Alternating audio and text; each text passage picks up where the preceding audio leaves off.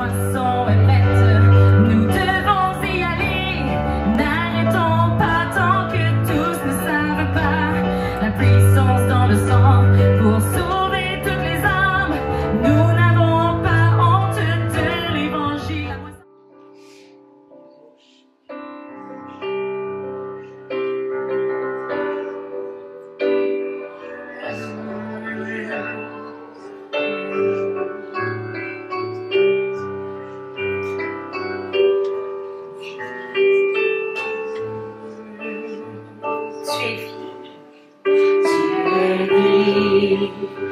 Et amour, tu brilles dans les ténèbres, tu restaures ton espoir à tous les cœurs brisés. Dieu, tu es grand. Dieu, tu es grand, tu nous donnes la vie, voici notre louange, tu nous donnes la vie, voici notre louange, tu nous donnes.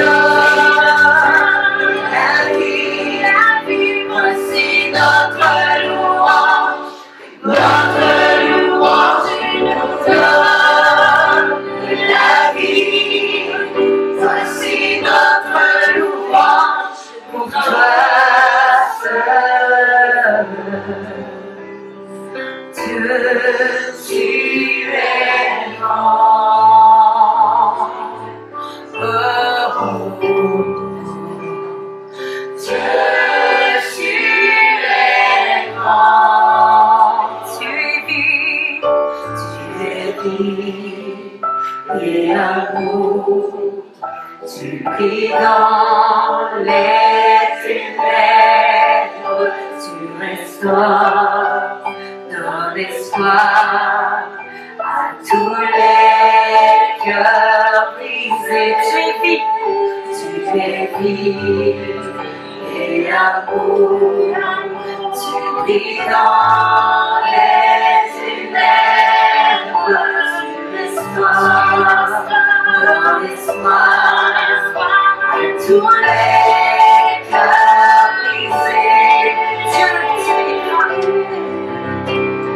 Dieu, tu es grand.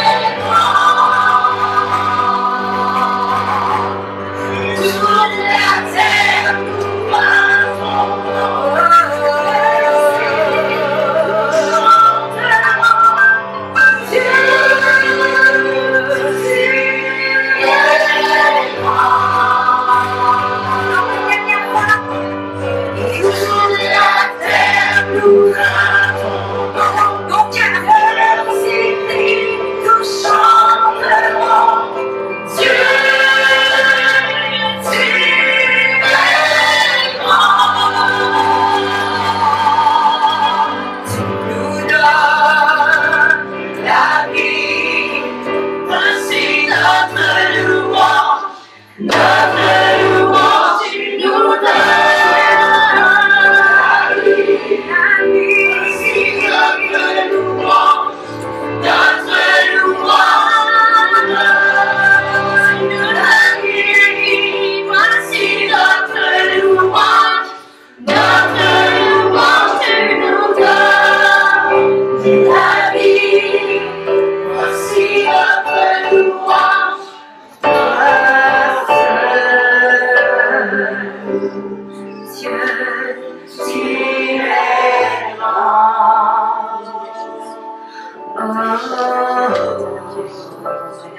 Dieu, tu es grand.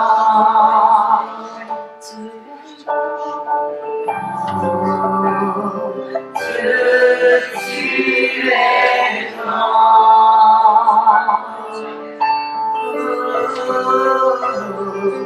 Dieu,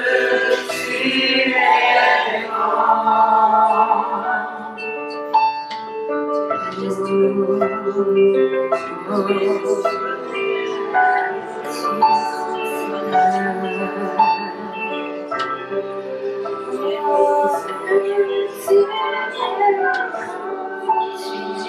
Tu te trouves au milieu de ton peuple, au milieu des louanges, tu sièges au milieu des louanges.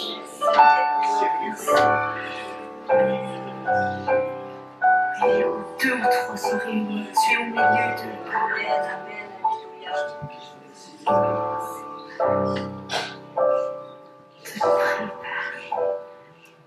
pour que ce soir il se produise des choses merveilleuses qu'on n'a jamais vues, que l'œil n'a point encore vu, que l'oreille n'a point encore entendu, Père. Qu'au milieu de nous, il se produisent des signes, des prodiges et des miracles. Merci, Père. Fais pleuvoir au milieu de nous. Fais pleuvoir. Fais pleuvoir une pluie nouvelle, une pluie de renouveau. Fais pleuvoir sur nous la puissance, la présence de Dieu. On sentir tangiblement sur nous ta présence.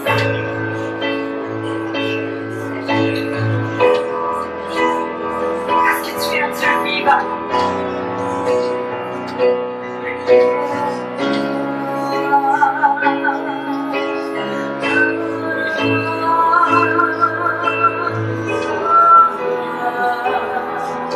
Entends notre prière, Seigneur.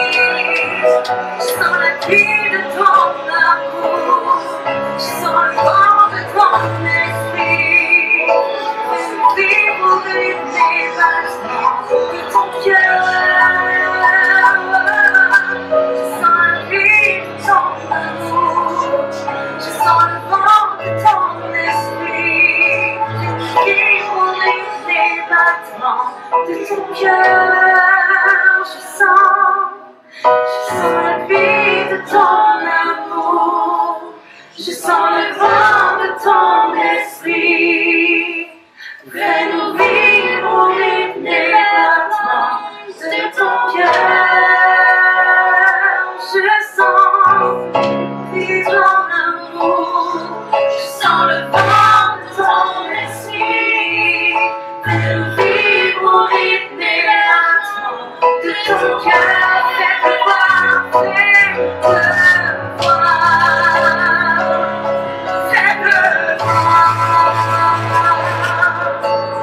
Ouvre les écluses des cieux, fais-le voir, dans ce lieu, fais-le voir. Ouvre les écluses des cieux, fais-le voir, fais-le voir.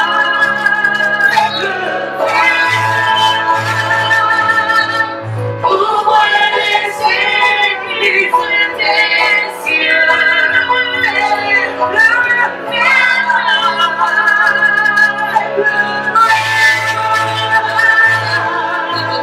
Ouvre les écluses des cieux,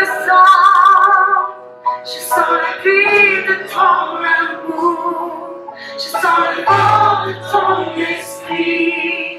Vivre au rythme des battements de ton cœur. Je sens l'appui de ton amour, je sens le vent de ton esprit. Vivre au rythme des battements de ton cœur. Encore une fois, je sens l'appui de ton amour, je sens le vent de ton esprit. Fais-nous vivre les dents sur nous, de ton cœur. Sur nous, sans l'appui de ton amour, sans le vent de ton esprit. Fais-nous vivre les dents de ton cœur.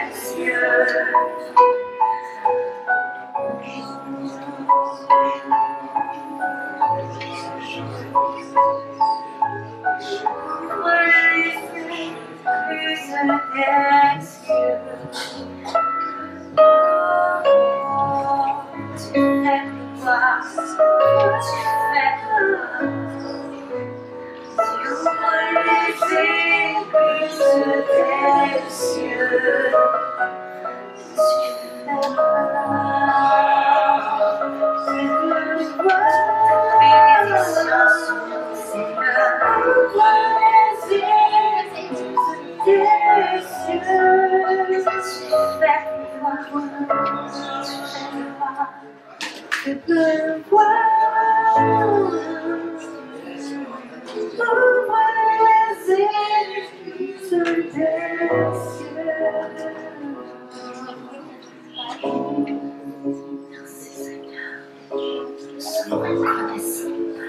reconnaissant pour qu'est-ce que tu fais au milieu de nous.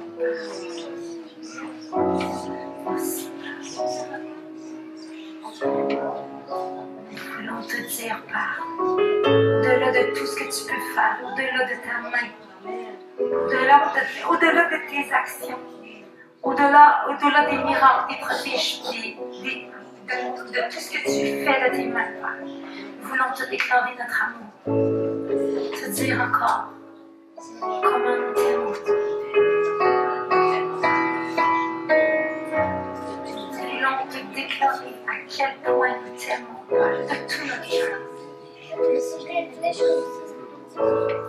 Merci pour le Dieu que tu es, Père. Merci, Père.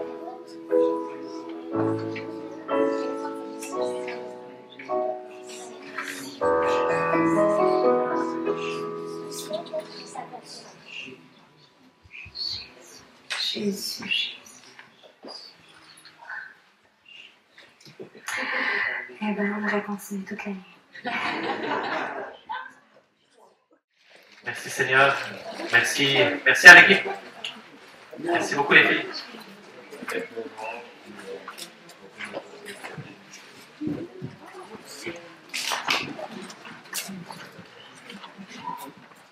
Je suis reconnaissant pour la présence du Seigneur au milieu de nous. Et je voudrais saluer parmi nous aussi la présence de notre frère, M. Bertrand Bouchard. Oh.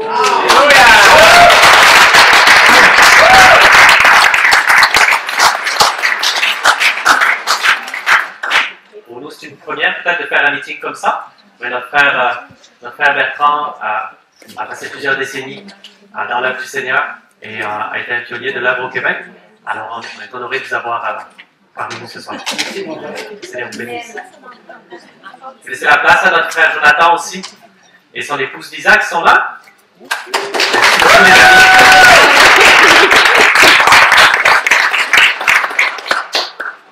Alors, notre frère Jonathan s'est consacré aussi à l'œuvre du Seigneur depuis plusieurs années, maintenant 8 ans, plus de 8 ans. Et presque 10 maintenant.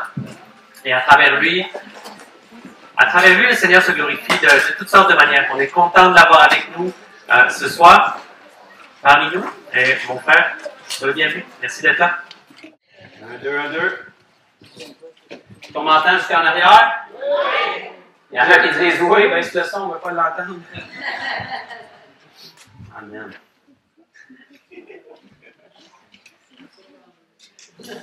Wow! Ceux qui n'y sont pas habitués ou qui n'avaient pas remarqué, ce qu'il y a ici ce soir et ce qu'on vient de vivre, ben, c'est la présence de notre Dieu. Amen. C'est tellement bon. Pourquoi s'en passer? Pourquoi vivre sans un Dieu comme ça quand on a accès à lui? Amen. C'est dans des moments comme ça, en toute simplicité, au beau milieu du bois, que le Seigneur, il vient juste parce qu'il y a des gens qui ont faim et soif de lui. C'est tout ce qu'il a besoin. C'est tout ce qu'il a besoin. Vous n'avez pas d'habits, vous êtes en short, moi aussi, il y a de la mouche. Il n'y a même pas de croix d'afficher nulle part, il n'y en a rien à faire. S'il y a de la valeur aux yeux de Dieu, c'est chaque visage qui est devant moi. Dieu n'est pas intéressé de venir d'un chapiteau, d'un palais, il est intéressé de venir vivre en chacun de nous. Il n'est pas obligé, il est intéressé. Ça fait toute une différence. C'est son idée, c'est pas la nôtre. C'est son désir. Il désire venir vivre en nous et agir à travers notre vie bien plus que nous on le désire. Si on peut simplement se mettre d'accord avec lui, puis lui laisser de la place. Quand on goûte à la présence de Dieu comme ça, les choses du monde pâlissent tellement. Les choses de ce monde perdent tellement leur valeur. C'est pas un combat de suivre le Seigneur, on n'a aucun intérêt pour les choses du monde parce que Dieu est tellement bon.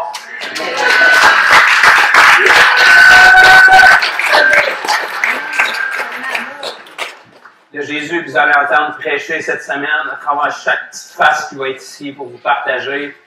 C'est un Jésus qui est plus réel que je suis devant vous en ce moment.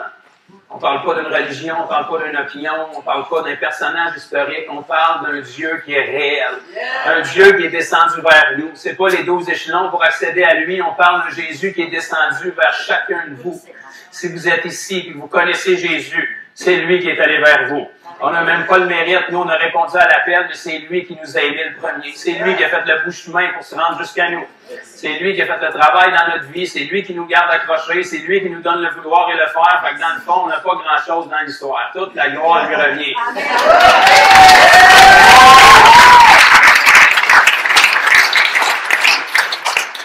Vous allez voir ce soir, Rouben, je suis un imbécile heureux qui a vraiment eu le cerveau lavé. J'ai rien à faire de ma vie pour venir vous entourlouper, vous compter des salades ici, ou bien j'ai rencontré un Jésus qui a tellement changé ma vie que toutes les choses du monde que j'aurais jamais cru possible d'abandonner sont même pas un problème pour moi parce que je suis prêt à tout laisser pour ne serait-ce qu'une seconde dans cette présence-là.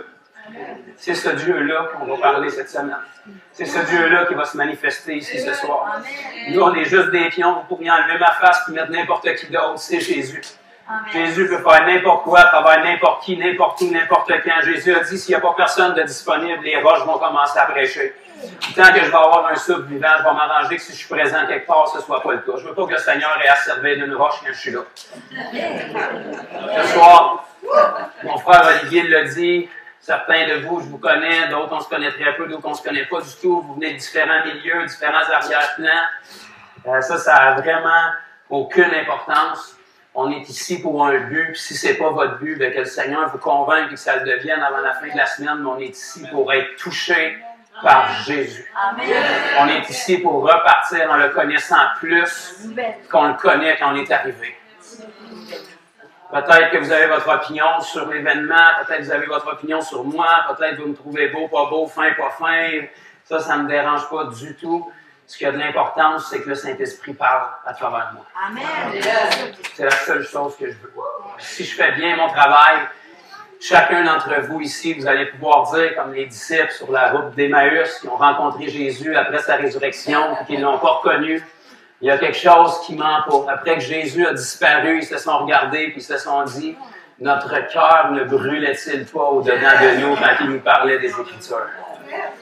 Ce soir, ne regardez pas au contenant, peu importe votre opinion sur moi, regardez au contenu. Si je fais bien mon travail et que je parle à partir du Saint-Esprit en moi jusque dans votre esprit, où est-ce que le Saint-Esprit demeure, puis si le Saint-Esprit n'est pas encore dans votre esprit, bien, il va venir cogner à la porte fortement pour pouvoir rentrer parce que vous êtes ici pour ça. Si je fais bien mon travail, votre esprit va être allumé, puis vous devez ressortir d'ici en aimant plus Jésus. Vous devez ressortir d'ici en étant plus près de lui. Pour que vous soyez tellement transformés que quand vous revenez chez vous, même votre chien ne vous reconnaît plus. Amen.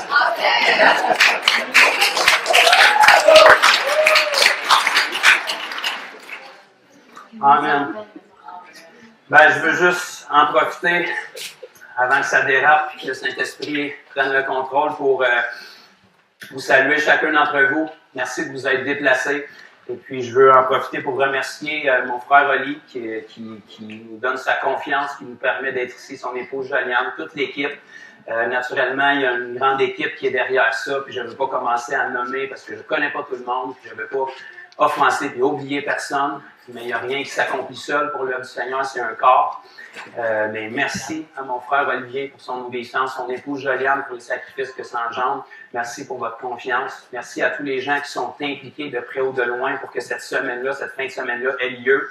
Puis de toute façon, il n'y a rien qui passe dans le beurre devant Jésus. Même si vous avez travaillé dans l'ombre cette semaine, la Bible nous dit qu'un verre d'eau à un de ses plus petits ne sera pas oublié. Fait que tous ceux qui travaillent dans l'ombre, je veux juste vous remercier personnellement. Et puis la plus grande récompense va venir du Seigneur. Je vais en profiter aussi pour honorer et vous présenter ma charmante épouse qui est juste là pour faire la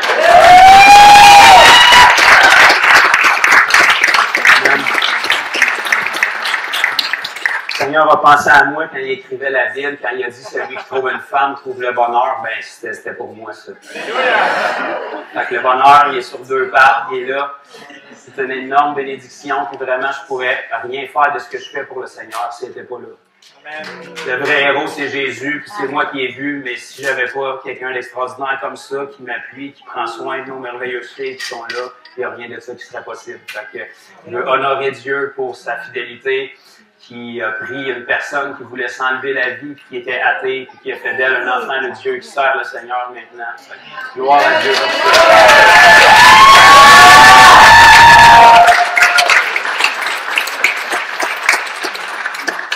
on remercie les gens du camp aussi, quel qu'il soit. Là, je sais qu'il y a Antoine qui est là, il y a beaucoup d'autres gens qui travaillent aussi. Mais merci pour la confiance d'ouvrir le lieu, de nous permettre d'avoir une petite place dans le bois, comme les disciples, pour pouvoir partager la merveilleuse parole de Dieu.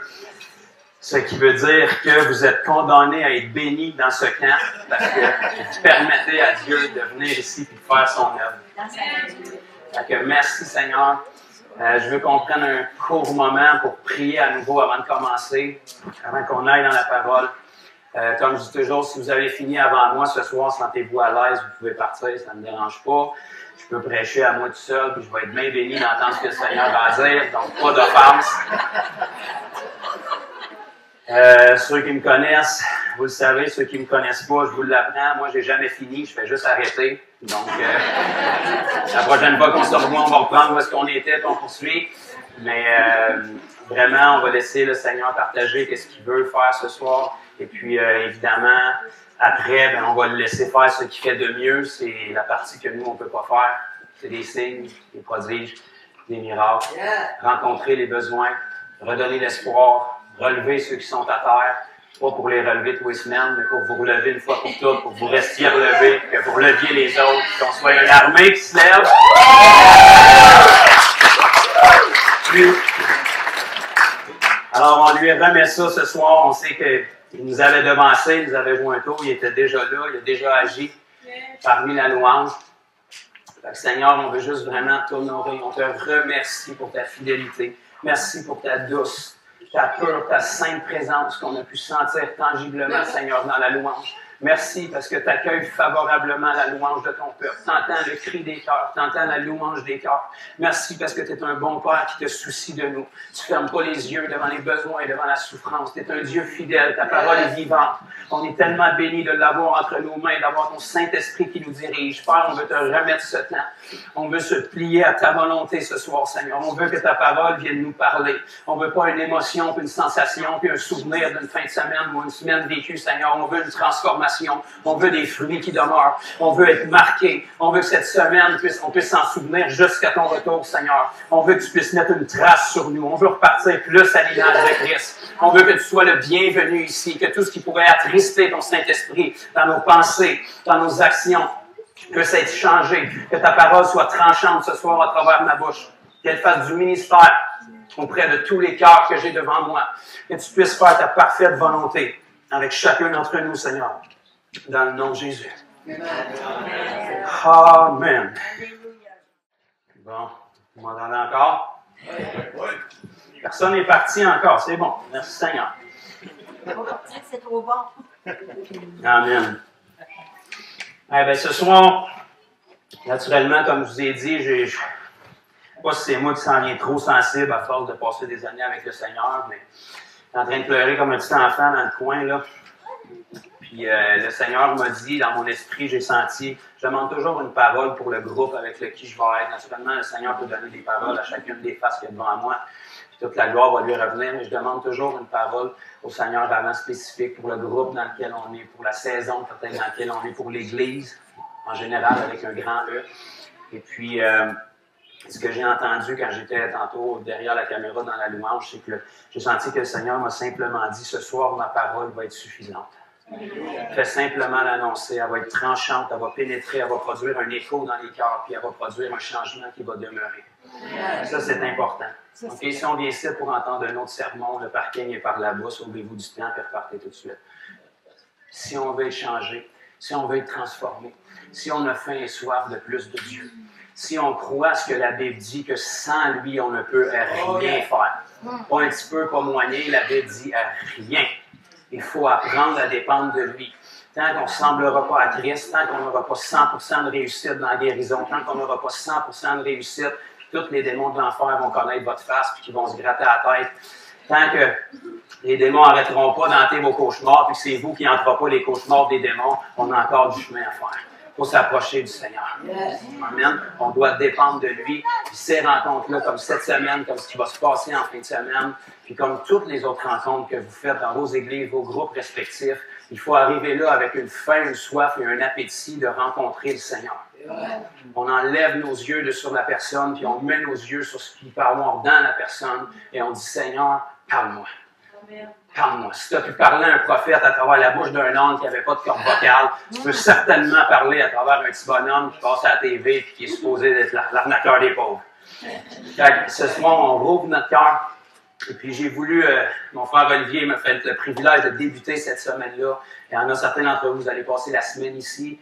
Probablement la majorité d'entre vous, vous savez que la semaine va se clôturer par un événement de Kickstart en fin de semaine. Je suis sûr que ça va être la première fois, mais accrochez votre sucre, ça va changer votre vie. Ceux qui l'ont déjà vécu, ben, écoute, ça va être un baume de plus, ça va être des témoignages encore plus glorieux. Mais ce que le Seigneur m'a mis à cœur pour cette semaine, surtout que c'est moi qui rouvre le bal, c'est vraiment de vous apporter quelque chose. Merci Seigneur, ça va peut-être me calmer, puis je vais être un peu plus tranquille, mais j'en doute. Quelque chose qui va vous permettre de prendre ce que vous allez recevoir cette semaine, mais de le transporter, puis d'avoir de la longévité. OK? Des événements comme ça peut très facilement faire des feux de paille. Ça fait presque 10 ans que le Seigneur est venu me chercher, ça a fait 8 ans ce mois-ci que je vis cette vie-là. Ce que beaucoup d'entre vous vont vivre en fin de semaine, une vie de puissance, une vie d'évangélisation, une vie de témoignage, une vie de formation de disciples. Ça a fait 8 ans ce mois-ci que je vis ça intensément. Puis vous savez, des gens, j'en ai vu passer. Des gens, j'en ai fréquenté. Des gens, j'en ai kickstarté. Des gens, j'en ai aidé, j'en ai conseillé, j'en ai relevé. Puis plus qu'ils étaient relevés, plus que j'ai relevé. Voyez-vous, quand j'ai commencé, il y a presque 8 ans de ça, ça ne pleuvait pas les rues, ni aujourd'hui, des gens qui parlent de Jésus, qui crient pour les malades, qui chassent les démons, qui prêchent l'Évangile publiquement.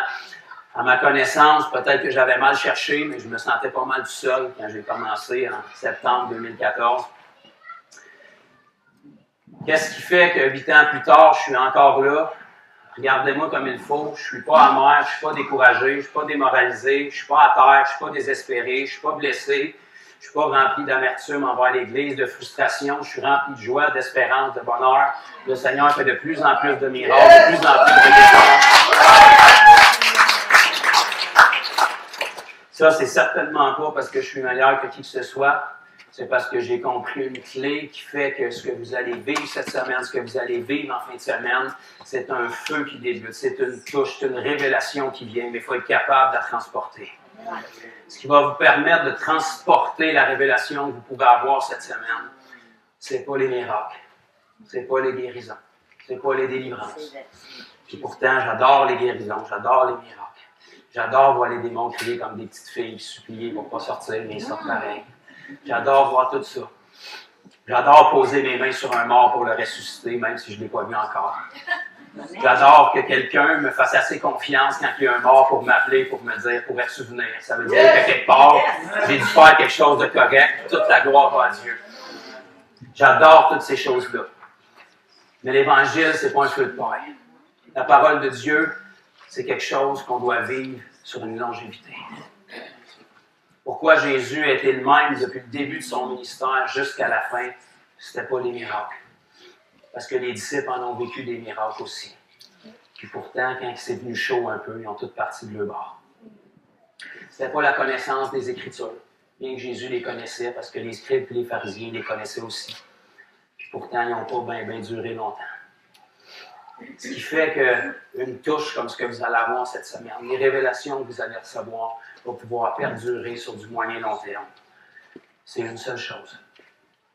C'est votre intimité avec Dieu qui va vous construire un fondement. Ça, c'est pas devant les spotlights, c'est pas du gros boom boom, c'est pas du jeu de lumière, c'est pas de la boucane, c'est quand vous êtes tout seul puis personne ne vous voit. Puis les gens regardent à votre vie, ils se demandent pourquoi vous êtes si béni, pourquoi vous avez un héritage tellement fort, pourquoi Dieu agit tellement à travers vous, puis ils pensent que vous êtes un élu, il y a un ange qui est descendu du ciel avec des pincettes brûlantes, qui a touché votre bouche tellement qu'il avait touché Isaïe, puis tout d'un coup vous êtes devenu extraordinaire. Non. Ce qui va être vu visiblement devant tous, c'est directement issu du temps que vous allez passer avec le Seigneur quand personne n'est au courant, puis personne ne vous voit. Yes! Pourquoi Jésus avait le ministère qu'il avait et qui a été bouillant du début à la fin. Qui ne s'est pas relâché, qui n'est jamais devenu frustré, amer, qui s'est reviré contre ses frères, qui les a abandonnés, qui a lâché la mission. C'est parce qu'il y avait des moments intimes avec son Père Céleste. Avant même de commencer son ministère public, bien que les évangiles ne nous donnent pas vraiment de détails sur la vie de Jésus, beaucoup, jusqu'à ce qu'il commence son ministère, On sait qu'à 12 ans, il était capable de faire face aux religieux de l'époque. Ça veut dire qu'il passait du temps dans les Écritures. Puis pourquoi il était capable de leur tenir tête, c'est parce que le Saint-Esprit était avec lui. Puis quand il lisait les Écritures, il passait du temps intime avec son Père Céleste pour que Dieu lui révèle que toutes les nombreuses centaines de prophéties qu'il y a dans les rouleaux des prophètes de l'Ancien Testament le concernaient lui. Il s'est laissé former dans son identité parce qu'il lisait dans la même Bible que vous avez vous aussi. Il s'est laissé entraîner. Quand Jésus a commencé son ministère, pourquoi c'était part puis que tout le monde était guéri puis que c'était extraordinaire? C'est parce que des fois, il n'endormait pas des nuits parce qu'il passait du temps avec Dieu, sa montagne. C'est parce que tôt le matin, avant que sa journée commence, il allait se cacher sa montagne pour être avec son Père Céleste. Ça, c'est Jésus. Si Jésus avait besoin de faire ça pour pouvoir persévérer jusqu'à la croix, qui qu'on est, nous, pour négliger ça? L'apôtre Paul a dit « J'ai combattu le bon combat, j'ai achevé la course ». L'apôtre Paul a écrit la majeure partie de notre Nouveau Testament alors qu'il était en prison.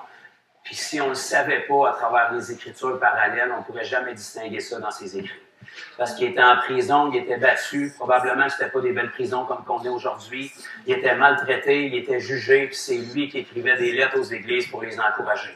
Pour leur dire « Hey, ça va bien aller? » J'ai eu une certaine révélation dans Corinthiens, c'est à la fin du livre, puis ça va bien aller pour nous.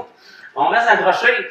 J'estime que les souffrances de ce monde ici-bas sont très légères comparables au poids de gloire qui nous attend. Ça, c'est un gars qui était vers la fin de sa vie en prison, qui exhortait le monde qui était assis confortablement dans l'église en train de critiquer la couleur du tapis et le degré de l'air climatisé.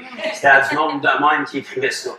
Il disait « Hey, on se secoue, on se relève, on garde nos yeux sur le but, ça va bien aller. » On est du côté des gagnants, le Seigneur est avec nous, le Seigneur est pour nous, il était pour vous quand il vous a sauvés, c'est pas virer contre vous en cours de route. Il est encore pour vous, la question c'est est-ce que vous allez lui donner du temps pour qu'il puisse mettre une fondation? Est-ce que vous allez recevoir cette semaine? Est-ce que vous allez être rafraîchi dedans si vous marchez déjà dans une vie disciple-là comme ça? Il faut que ce soit posé sur une fondation. Sinon, tant que ça va bien, tout le monde est beau, tout le monde sent bon, tout le monde a les mains dans les airs, tout le monde pleure, tout le monde a l'air sain. Mais dès le moment que ça commence à brasser un petit peu, dès le moment qu'il y a de l'imprévu, dès le moment qu'on te confine, dès le moment qu'on t'arrive avec 12 vagues, avec des noms de dieux grecs, là, ça commence à brasser un peu. Quand tu commences à avoir de l'inquiétude, là, on voit les fondations de chacun. Dès le moment qu'on t'arrive avec d'autres vagues, avec des noms d'animaux et des maladies d'enfants, puis qu'on met tout ça ensemble pour te faire peur, là, c'est là qu'on commence à voir le fondement qu'il y a dans le cœur de chacun. Puis là, quand ça commence à mal aller, c'est plus le temps d'essayer de creuser ta fondation. La fondation, c'est quelque chose qui se bâtit sur du long terme. Dès le moment qu'on dit oui à Jésus et qu'il nous donne son Saint-Esprit, ça, c'est le mariage que vous venez de faire avec Jésus, c'est pas l'aboutissement, c'est le début. C'est là que la relation commence. Puis attelle-toi, puis rentre dans ta chambre, puis prie ton Père qui est dans le lieu céleste, puis cherche ta face, puis plante tes racines, puis construis ta fondation, parce que la question, c'est pas si ça va mal aller. La question, c'est quand ça va mal aller. Parce que c'est inévitable, que Jésus t'avertit d'avance, dans ce monde. Sur Mars, sur Mercure, on en jasera plus tard, mais dans ce monde, planète Terre, le même monde sur lequel Jésus a marché, vous aurez des tribulations. En passant, une tribulation, c'est pas quelqu'un qui t'écrit une bêtise sur Facebook. J'essaie d'expliquer ça à l'apôtre Paul, mais qu'on soit rendu au ciel, que t'es tombé dans l'épreuve, ça t'a pris 12 chaînes de prière pour te relever de ça, là. Je pense que ça volera pas super haut. OK? Vous allez parler à un homme qui a été lapidé, laissé pour mort, traîné à l'extérieur de la ville. Les disciples ont prié pour lui, puis il se relève, puis le lendemain, il était dans la prochaine ville en train de prêcher. Ça te donne une idée, pas quelle sorte de polysporin qu'il y avait, là, mais... Pour ça, quand il est rentré en Galatie, là, il a dit « J'étais pas beau à voir. Mais pourtant, vous avez accueilli ma parole, non pas comme celle d'un homme, mais comme celle de Dieu lui-même. » Il était vendu pour la cause. Quand tu n'as plus rien à perdre, il n'y a plus rien qui t'arrête. La limite de l'être humain, c'est la mort. L'être humain a peur de la mort. C'est ça qui est la fatalité, c'est ça qui est la limite. Mais tu sais, j'ai une bonne nouvelle pour vous autres, je vais vous décharger de ça tout de suite. La première affaire que le Seigneur vous a demandé d'abandonner pour le suivre, c'est votre vie. Fait que là, vous venez de perdre ce qui est le plus précieux pour la majorité des êtres humains. Fait que si tu n'as plus rien à perdre, il n'y a plus grand-chose qui te fait peur, puis il n'y a plus grand-chose qui t'arrête. C'est cette mentalité-là que l'Église doit avoir. Quand on est ébranlé par les persécutions, on est troublé par les par les vents contraires, par l'opposition, c'est parce qu'on est encore attaché à notre vie. On valorise des choses. Les choses ne se passent pas comme qu'on voudrait, quand qu'on voudrait, puis là, on est fâché qu'on met des mots chrétiens par-dessus. OK? Tu sais, les problèmes, ils ne se passeront pas. Fais-toi tout de suite ça à l'idée, là, ce que le Seigneur veut changer, c'est ta perspective d'un problème. Si tu veux avoir une vie, pas de problème, là, ben, tu ne peux pas être disciple de Jésus parce que regarde la vie de Jésus, c'était pas mal pavé dans la mûche tout le temps. À moins qu'il ait oublié de nous répertorier ça dans les évangiles, pas mal toutes ces journées, c'était de la crotte. Ça allait mal du début à la fin. Mais lui, il allait jamais mal. Je ne sais pas s'il avait oublié d'être fâché ou d'avoir de la petite pétane dans son coin, mais lui, il allait tout le temps bien. Je ne sais pas pourquoi, mais on dirait qu'il s'attendait à ça. On dirait qu'il s'attendait de se tenir pieusement dans un monde corrompu, pervers, avec les démons qui ont rayé jusqu'à ce que Jésus arrive. Tu savais, dans l'Ancien Testament, jamais on entend parler de ça, des démons. Une fois avec Saül. Puis David allait jouer de la petite harpe, là, puis là, ça le calmait. Puis tout d'un coup, quand Jésus arrive dans le portrait, c'est la même planète Terre avec le même monde, il y a des démons qui pètent des fêtes un peu partout autour de lui. Sont-ils tombés en même temps que Jésus ou ils ont tout le temps été là et ils étaient bien confortables? Les démons pétaient des crises dans les synagogues quand Jésus était là, pourtant il était assis dans la première rangée tout le temps avant que Jésus arrive, ça ne les a jamais dérangés d'entendre les lectures publiques des Écritures. Parce que Jésus transportait quelque chose en lui.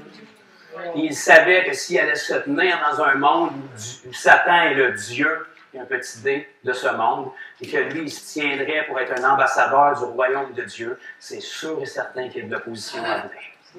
On va dire une affaire, si tu t'en vas à la guerre, commence pas à aller te plaindre à ton sergent quand il y a une balle qui te file sur le bord de la terre. Tu t'engages pour ça. Commence pas à aller dire, « Papa, il a un coup d'épée. » C'est un peu ça le but de la guerre. Ça devrait être pas mal ça qui t'excite. On va dire une affaire, si tu es endormi dans ton banc, c'est peut-être parce que ça fait longtemps que tu n'es pas allé à la guerre. Parce que, moi, dire, c'est assez rare qu'on voit un soldat s'endormir sur le terrain de bataille. Tu as besoin d'être assez aiguisé. Un petit coup d'épée par là, des balles qui passent par là, puis un champ de mine en avant, ça te garde allumé pas mal. Mais il faudrait peut-être que l'Église réalise à un moment donné qu'elle est en guerre. On n'est pas ici pour vivre dans le monde d'éléphants roses et de libellules. On a un mandat. OK? Parce que le diable et les démons, eux autres, ils ne sommeillent pas. OK? Puis quand vous en avez assez, puis vous dites j'en ai assez, là, ils n'en ont rien à faire. Ils vont continuer à vous en mettre sur la tête, vous en mettre sur la tête, vous en mettre sur la tête, puis quand vous n'allez plus être capable d'en prendre, ils vont vous en rajouter, puis après ça va être votre famille, puis après ça va être vos amis, puis eux autres, ils vont être sans pitié. Fait qu'à un moment donné, il va falloir se lever et dire un instant. Satan, je pense que tu n'as pas eu le mémo, mais il y a un nouveau shérif en ville, puis tu l'as devant toi. Puis là, sur ma tour de garde, les choses ne marcheront plus comme ça. Fait que là, à partir d'aujourd'hui, c'est moi qui dirige le territoire où je suis. Fait qu'arrange-toi pour pas être sur ma route et décamper avant que j'arrive, parce que sinon, c'est l'abîme qui t'attend. Ça, c'est une mentalité où est-ce qu'on arrête d'être une victime, mais on commence à donner le pouls aux choses.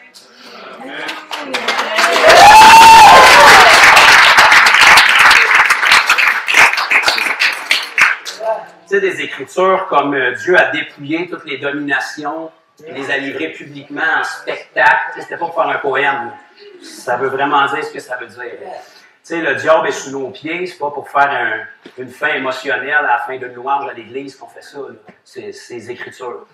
C'est parce que Dieu croit réellement que le diable est sous nos pieds. Mais nous autres, on ne le croit pas, fait qu'il n'est pas sous nos pieds. Puis même si on récite qu'il est sous nos pieds en tapant du pied, ça fait juste prouver qu'on ne le croit pas, qu'on essaie de se convaincre qu'il est sous nos pieds. Mais s'il est sous tes pieds, comment ça fait qu'il te barouette toute la semaine?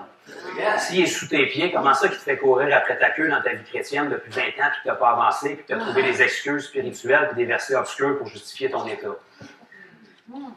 Parce que tu te compares à ceux qui t'entourent. Puis ceux qui t'entourent se comparent à toi, parce que ça ne va pas bien partout. Ton modèle de comparaison, si tu es un chrétien, c'est le Christ. Amen. On va dire une affaire, Jésus, il opérait pas pire. Ça avançait son affaire.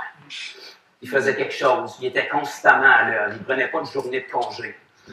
Il était discipliné. Il a planté ses racines comme vous. Tu sais, même s'il était le Fils de Dieu, il était ici comme Fils de l'homme. Yes. Il avait les mêmes paramètres que vous. S'il aurait fait quoi que ce soit ici-bas comme Fils de Dieu, il venait de scraper son sacrifice à la croix. C'était d'ailleurs le but premier des tentations du diable dans le désert. Le diable lui a dit, si tu es le Fils de Dieu, ordonne que ces pierres deviennent des pains.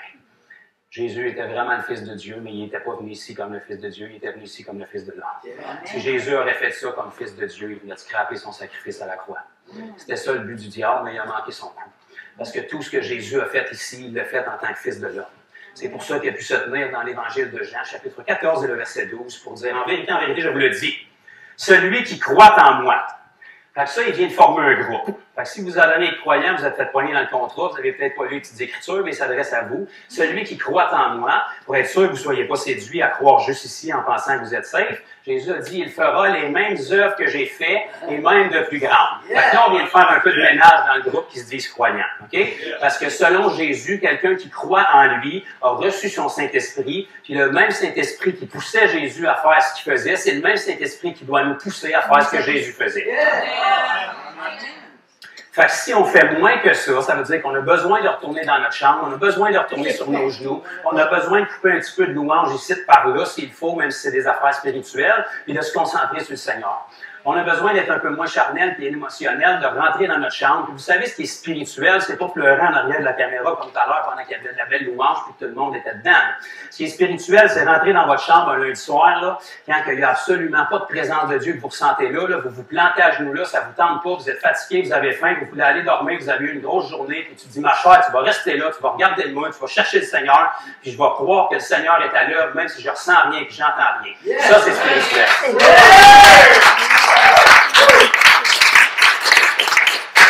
C'est comme ça qu'on plante nos racines, c'est comme ça qu'on prend de la maturité. Puis c'est dans des moments comme ça qui ont l'air insignifiants, que la majorité des autres personnes ne font pas, parce qu'ils sont sur Netflix avec le gros popcorn, puis ils se demandent comment ça que leur vie tourne en rond, pendant que toi, tu es sur ta chambre, il n'y a personne qui te voit.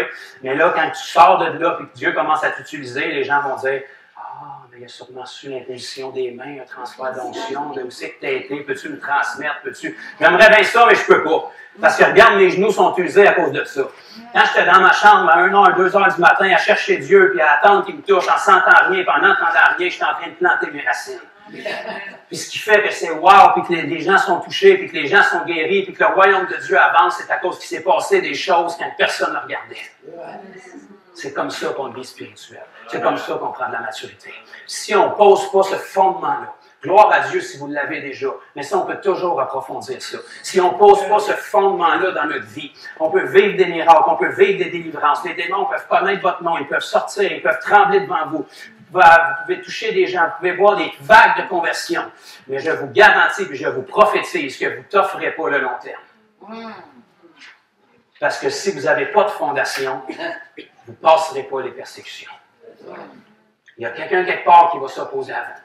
Il y a toujours quelqu'un quelque part qui va vous dire, c'est clair que tu fais tes miracles par le nom de Belzébul. Hein? Parce que les mêmes esprits qui étaient tout le temps sur le cas de Jésus ne sont pas disparus en cours de route. L'esprit religieux, dès le moment que quelqu'un est touché, puis qui est transformé, puis qui est libéré, plutôt d'être heureux, ils vont critiquer. Ça, c'est tout le temps comme ça. Quelqu'un est guéri, on s'en fout qu'il est guéri, c'est le jour du sabbat. Tu sais, c'est tout le temps comme ça. Quelqu'un est guéri d'un mal de tête, je veux voir une fracture. Quelqu'un est guéri d'une fracture, je veux voir un cancer. Quelqu'un est guéri d'un cancer, je veux voir la radio. Quelqu'un est guéri de la radio, pourquoi tu ne vas pas à Sainte-Justine? Pourquoi ci, pourquoi ça? Parce que l'incrédulité et les esprits religieux, ce n'est pas une question de miracle, c'est une question de cœur. Si vous marchez dans la volonté de Dieu, c'est sûr, tôt ou tard, ça va venir assez vite que vous allez avoir de l'opposition.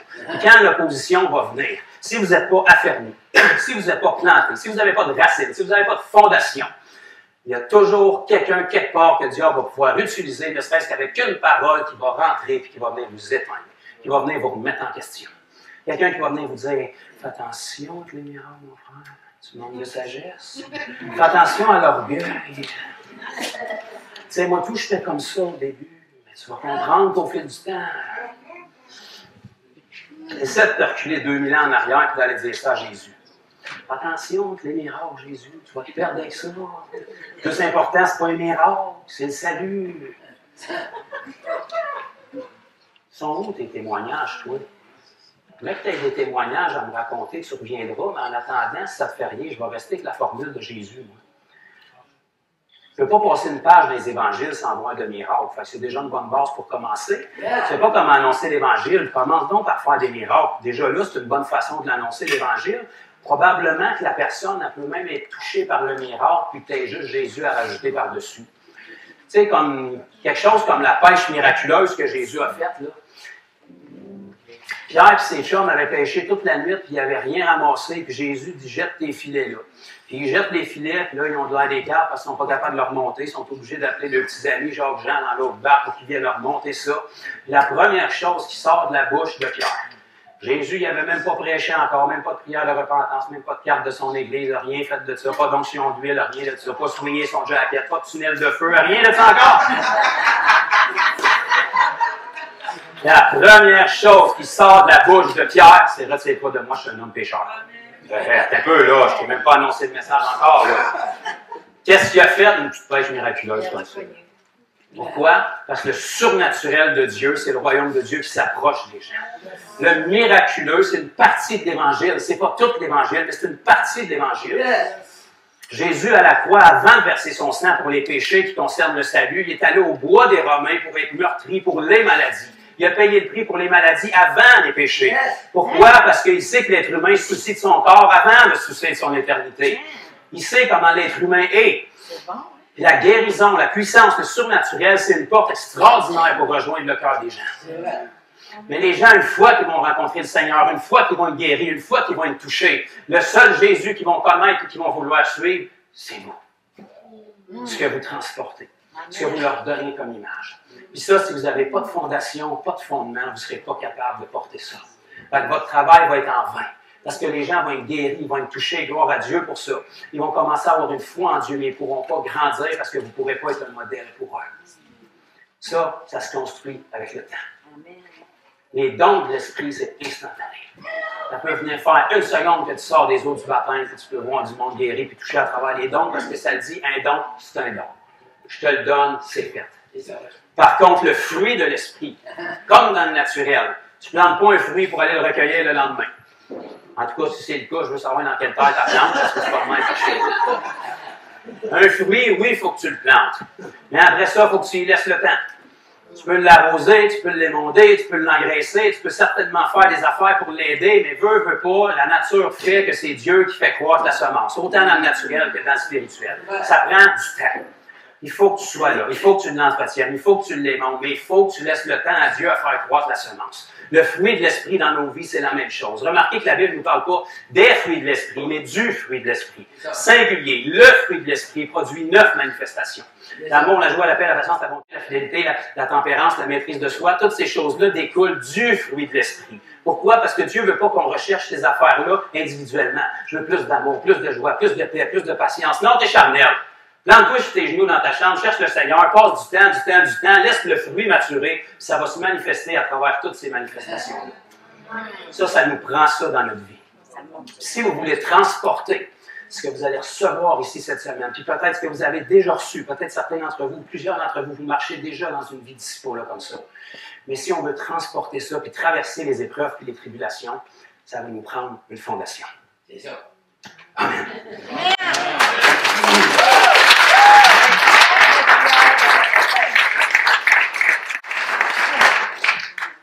Bon, avant de recevoir des roches par les pharisiens, on va aller lire la Bible. On s'est lancé nous autres, les roches. Bon, regardez ce que j'avais écrit ici. Jérémie. Qu'est-ce que ça a à dire? Jérémie, le prophète qui se lamente. Venez avec moi, ceux qui ont une Bible, dans Jérémie chapitre 17. Ceux qui n'en ont pas, soyez rassurés, j'avais amené la mienne, on va être correct. Jérémie chapitre 17. On va commencer au verset 7 et 8.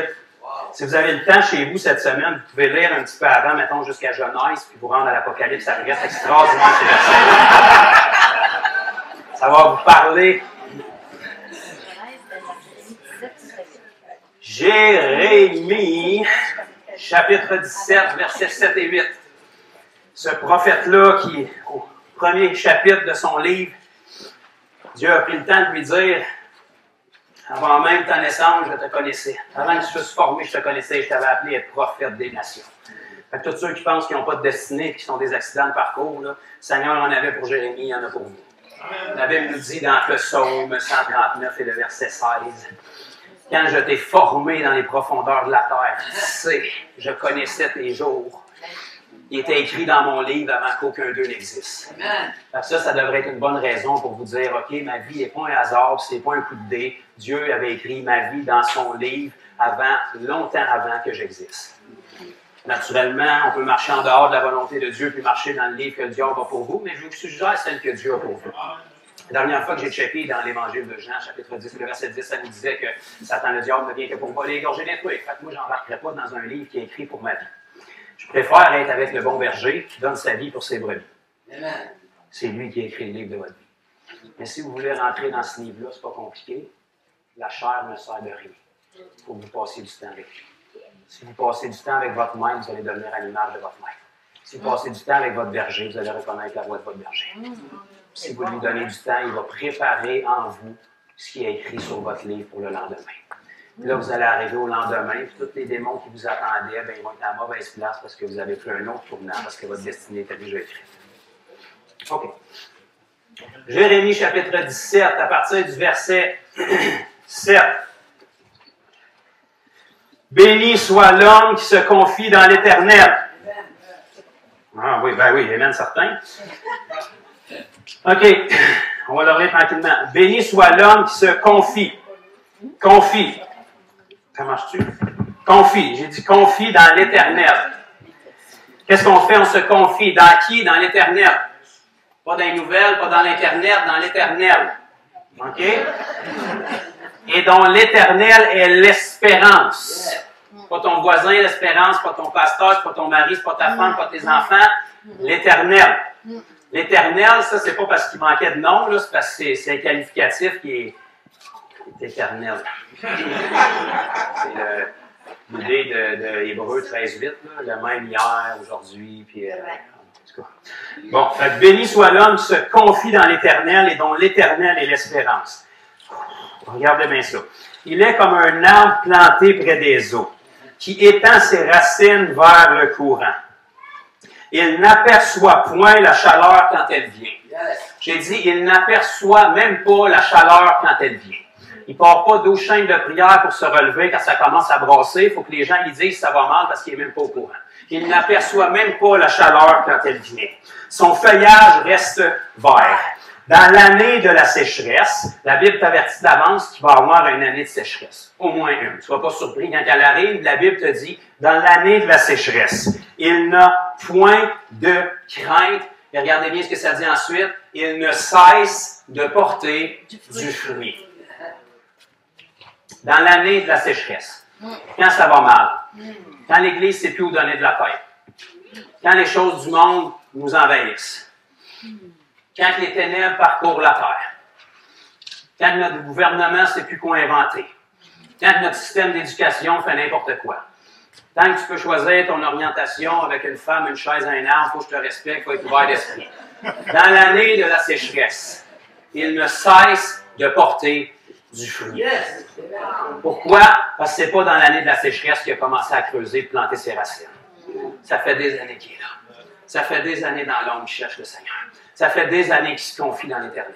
Ça fait des années que l'Éternel est son espérance. Si tu viens d'être converti, ça fait rien qu'une semaine, 2 mois, pas grave, ça commence demain. Avant de faire des années, fais des semaines puis des mois. Parce que c'est avec des semaines puis des mois qu'on fait des années. Et tu peux être plus mature en 2 semaines que quelqu'un en 2 ans qui est rendu charnel et qui met des mots spirituels par-dessus. Reste accroché au Seigneur. Cherche sa face. Répare-toi.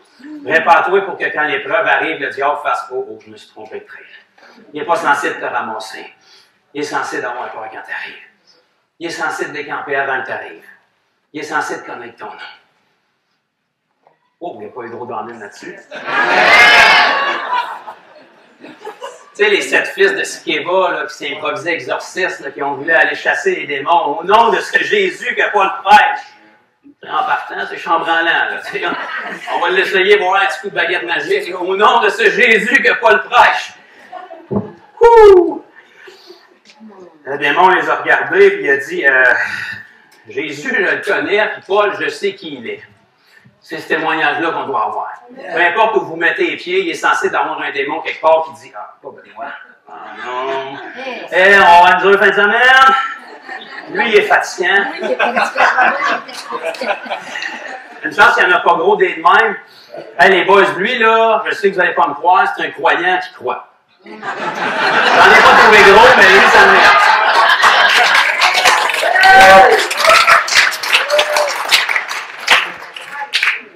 Ça nous dit, il est comme un arbre planté près des eaux. OK? Ceux qui avaient oublié, la Bible nous dit des fleuves d'eau vive couleront, jailliront de votre sein, dans votre esprit. Jésus a dit, ceux qui ont soif de venir à lui, qui allait leur donner l'eau vive. Okay? Fait que l'eau, c'est le Seigneur, c'est son royaume, c'est sa présence, c'est sa puissance, son Saint-Esprit, Jésus, Dieu, appelez-les comme vous voulez. C'est lui qui est notre source d'eau.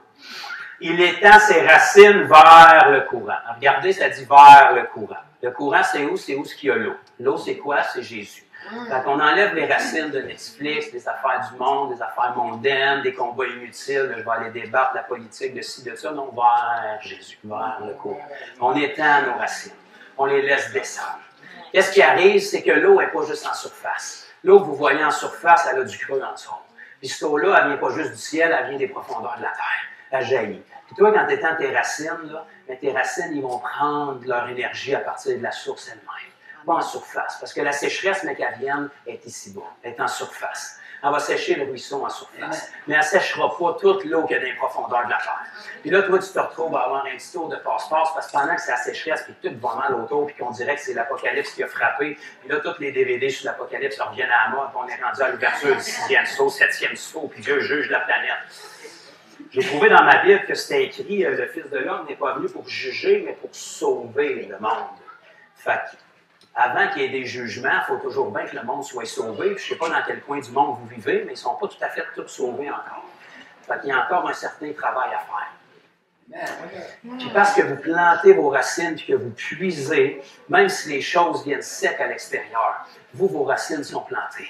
Il est trop tard. Quand tu arrives pour déraciner un arbre qui vient d'être planté, c'est pas vraiment dur, tu peux souffler dessus et il va partir au vent. Mais essaie de venir en déraciner un, ça fait 100 ans qu'il est là. Mais que tu penses l'avoir coupé, puis tu sais, c'est à souche, tu vas en trouver un autre, puis un autre, puis un autre, puis là, tu te rends compte que tu penses que peut-être que tu vas penser de l'avoir, tu vas te rendre compte que sa racine est rendue d'un autre comté là-bas. Pourquoi? Parce qu'il a planté ses racines. Ça s'est tout fait en dessous de la terre, année après année après année, puis le monde qui le regardait disait « Ah, ben, c'est un bel arbre, ça », mais ils n'ont aucune idée de ce qu'il y a en dessous. Ils n'ont aucune idée du travail qui se faisait en dessous. Puis tant que les persécutions n'arrivent pas, c'est toutes des belles arbres, puis ils ont toutes l'air bon. Mais dès le moment que ça commence à brasser un peu, qu'il y a de la grêle, qu'il y a du vent, puis que ça souffle, c'est là que tu vois la fondation qui en dessous. C'est cette fondation-là que vous et moi, on a besoin. Les chrétiens du dimanche, ça ne marchera pas. Ça commence déjà à plus marcher, puis je vous dis, quelques mois, quelques années encore, ça va être fini. OK? Une petite persécution, ça va faire le ménage. OK? Jésus a voulu devancer les choses de lui, puis à un moment donné, il y avait trop de monde qui le suivait, il s'est dit, je vais faire un ménage d'avance. Avant que les persécutions les frappent, là, je vais faire un petit ménage moi-même de la bergerie. Fait qu'il leur a dit, qu'est-ce que je pourrais bien leur dire? Ah oui, c'est vrai, je vais leur sortir ça. Si vous ne mangez pas ma chair et vous ne buvez pas mon sang, vous ne pouvez pas être mes disciples. Tu veux faire un ménage, tu l'as. Ça, dans la synagogue, avec les Juifs 2000 ans en arrière, tu l'as ton ménage. La majorité. Pourquoi? Parce qu'ils suivaient Jésus pour ce qu'ils comprenaient de Jésus. À un moment donné, Jésus a dit, il va falloir arriver à un point où vous commenciez à me suivre, même si vous ne comprenez pas. Parce que c'est encore bizarre de dire ça aujourd'hui, puis nous autres, on a la révélation par la parole. Fait qu'imaginez-vous pour des Juifs qui ont grandi dans la loi de Moïse 2000 ans en arrière, de se faire dire, si vous ne mangez pas ma chair et ne buvez pas mon sang, ils ne pouvaient pas comprendre. Okay? C'était ça le but aussi. Il n'y avait pas le Saint-Esprit, il n'y avait pas la révélation. Jésus voulait juste que les gens qui le suivent soient prêts à le suivre, même s'ils ne comprennent pas. Pierre a toujours bien compris cette partie-là. Il a dit, écoute, on ne comprend pas non plus. C'est pas mal bizarre ce que tu viens de nous dire, mais où irions-nous? C'est toi qui es parole de la vie. On va te suivre, même si on ne comprend pas, parce qu'on a trop vu pour partir.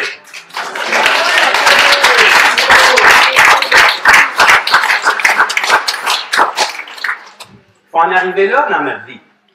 Parce qu'il y a toujours quelque chose quelque part que vous ne comprendrez pas. Pourquoi les gens qui font tout bien, qui mériteraient d'être protégés et préservés, c'est eux autres qui se font frapper par la misère? Il faut arrêter de chercher trop creux. Il faut se confier dans le Seigneur. Les gens ont dit à Jésus, pourquoi cet homme-là il est né aveugle? C'est son péché, c'est celle de ses parents, c'est 12 souches générationnelles, c'est-tu parce que c'est un descendant direct de... C'est pour que la gloire de Dieu éclate. C'est correct ça? On va garder ça simple. Arrête de creuser, tu vas être rendu assez creux, tu es dans la vase. Le sort de là, garde ça simple. Il est aveugle, il n'est pas supposé. On prie. On prie. On prie. C'est tout. Pourquoi pourquoi les gens méchants vivent 100 ans, puis ceux qui sont remplis de bonté se font frapper par la maladie et tout. Je cherche pas à comprendre. Satan vient pour voler, égorger, détruire. C'est pas malin parce que tu le mérites, parce que c'est un voleur. Tiens ton bout. Puis surtout, arrive pas avec des choses comme Dieu est en contrôle, mon frère. Il n'y a rien qui arrive pas à rien. Pardon. Fait que toutes les famines qui se passent dans le monde, c'est Dieu qui est d'accord avec ça. Tous les enfants qui naissent handicapés, qui meurent malades, Dieu est correct avec ça. La dernière fois que j'ai vérifié dans ma Bible, dans un épître qui s'appelait celui de Jean, ça me disait « Bien-aimé, je souhaite que tu prospères à tous égards et que tu sois en bonne santé, comme prospère l'état de ton âme. » Mais là, il est rendu bipolaire, il a pogné une fuite, puis il y a une liste de maladies au ciel qui t'envoie sa tête tout d'un coup pour te juger. Une chose qui ne marche pas, hein? Les choses terribles sur la planète, c'est pas Dieu qui est en contrôle de ça. Dieu est souverain, mais il n'est pas en contrôle. La Bible nous dit que les cieux sont à l'éternel, mais la terre, il l'a donné au Fils de l'homme. Il nous a donné la gestion ici-bas, puis nous, on a remis les clés dans les mains du diable. Puis depuis ce temps-là, ça va mal parce que c'est Satan qui est Dieu de ce monde, et nous autres, on est ses esclaves. Seigneur Jésus est venu pour nous libérer, nous racheter de ça, pour qu'on puisse rétablir sa volonté ici-bas. La Bible nous dit que Jésus est venu afin de détruire les œuvres du diable. Qu'est-ce que Jésus faisait? Il guérissait les malades, il chassait les démons, il ressuscitait les morts. Les gens qui avaient faim, il leur donnait de la nourriture. Pourquoi? Parce qu'il démontrait que ces choses-là, c'est pas la volonté de Dieu. C'est pas le Père Céleste qui a les yeux fermés devant ça, les bras croisés, puis il regarde l'être humain en disant, il mérite rien que ça. Non, Dieu est rempli d'amour, il est rempli de bonté, puis il dit, mon Église, levez-vous pour faire valoir mes valeurs, puis démontrer au monde que Jésus est venu, il était rempli de Saint-Esprit et de puissance. Actes chapitre 10, verset 38, il allait de lieu en lieu faisant du bien, guérissant tous ceux qui étaient sous l'emprise du diable. S'il n'y a rien qui arrive pour rien, Dieu est en contrôle, mon frère, alléluia, ben Jésus travaillait contre le Père Céleste parce qu'il a passé son temps à détruire les œuvres du diable. Dieu est en contrôle, mon frère. Ouais, mais si Dieu est en contrôle de tout, comment ça, quand la tempête s'est levée pour faire périr Jésus avant qu'il atterrisse sur la plage de l'autre bord pour rencontrer M. Légion, que Jésus s'est levé et il a parlé à la tempête, puis elle l'a écouté? Si c'est Dieu qui a envoyé la tempête et qui est en contrôle de tout, mon frère, comment ça que Jésus a parlé et elle a arrêté? Ça se peut-tu que c'était peut-être pas Dieu qui a envoyé la tempête, c'était peut-être Légion de l'autre bord qui ne voulait pas que Jésus se rende? Je dis ça comme ça, là. Parce que Jésus a mis un pied sur la plage de l'autre bord, puis Légion était là. Puis il n'était pas en train d'intimider, il était en train de supplier. Puis quand il a supplié, tout ce qu'il voulait, c'est pas être chassé du secteur. Il a dit, envoie-nous où tu veux, mais on va rester dans le secteur. Parce qu'il fonctionne avec des domaines. Ils sont établis. Ils veulent dominer. Mais nous, on est là pour détruire ça. C'est pas Dieu qui envoie des choses méchantes. C'est pas Dieu qui joue. C'est pas Dieu qui est méchant. C'est pas Dieu qui a changé d'idée. C'est pas Dieu qui est frustré contre l'humanité. Non. Dieu est venu pour sauver. Ces instruments de salut, c'est vous, c'est moi. Si on n'est pas là pour restaurer la bonté de Dieu puis montrer à ce monde que Dieu ne veut pas te rendre malade. Dieu ne veut pas t'enseigner à travers la maladie. Moi, j'ai jamais enseigné à ma petite de 3 ans à regarder les deux côtés avant de traverser la rue en jetant devant 18 euros pour lui dire « Hey, tu vas le savoir, là! » Si elle s'en sort, certainement qu'elle va apprendre. Mais il y a une autre façon d'apprendre. Ça, c'est un risque à prendre. Je peux simplement lui dire « Ma chérie, regarde des deux côtés parce que papa n'a déjà pas regardé puis c'est la maladie. » Puis même si elle fait 10 fois sans regarder, puis elle ne se fait pas frapper, puis elle dit, tu vois, papa, tu n'as pas raison, je n'ai pas regardé. Le check bien la 11e fois, qu'est-ce qui peut arriver? Fait que Dieu désire nous enseigner, pas avec des maladies, pas avec des jugements, il veut nous enseigner avec sa parole. Sa parole est là pour enseigner, reprendre, exhorter, édifier, corriger. Ça, c'est la façon douce. Pas obligé d'apprendre par tes erreurs. Pourquoi pas apprendre avant de faire tes erreurs? C'est extraordinaire d'être acheté d'une vie de péché, de désobéissance. Ça fait des super beaux témoignages avec plein de visionnements sur les réseaux sociaux. Mais pour moi, ce qui me touche encore plus, c'est quand tu es préservé d'une vie de péché. Quand tu n'es pas obligé d'apprendre par tes erreurs, puis tu peux apprendre par ton obéissance. Quand tu n'es pas obligé d'aller goûter au péché pour en être acheté. Tu peux être acheté dans ton jeune âge, tu peux être rempli du Saint-Esprit, puis tu peux être dirigé dans une vie d'obéissance pour jamais avoir été un esclave du diable, puis appartenir au Seigneur. Ça, c'est ce que Dieu a pour vous aujourd'hui.